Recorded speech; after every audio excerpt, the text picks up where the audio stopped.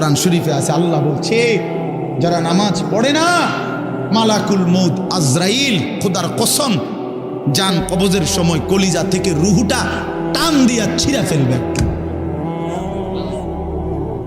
টান দিয়া ছিঁড়া ফেলবে।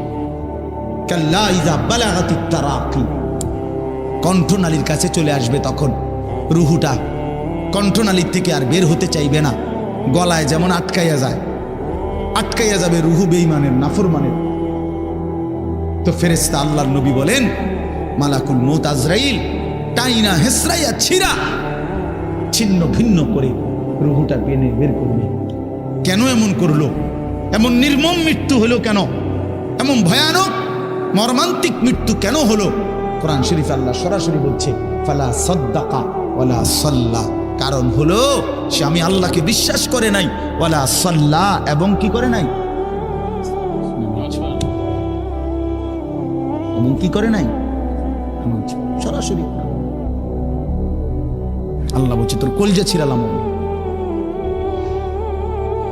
একদম টাইনা ছিঁড়া ফেলবো তোর বেটা।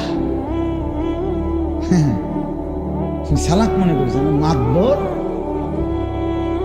মাতবর আর দুগা খাইয়া টোটো টোটো করে করো, মনে করো মাতবর, হ্যাঁ তাফালিং করো, কেউ তোমারে কিছু বলে না। ছাগল তোমারে কেউ দেখতে পারে না, দেখে না কিছু বলে না। আমারে তো ছোটবেলার থেকেই আমার মা, আমার বাবা, আমার ভাই, আমার আত্মীয় স্বজন আমারে আগলাইয়া রাখছে, নজরে নজরে রাখছে।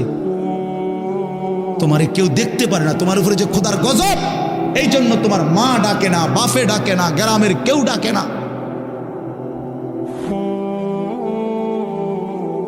এটা তো দুর্ভাগ্য বেটা, যে কিরে আমি একটা মানুষ, আমার কেউ কদ্দুর কিছু বাধা দেয় না।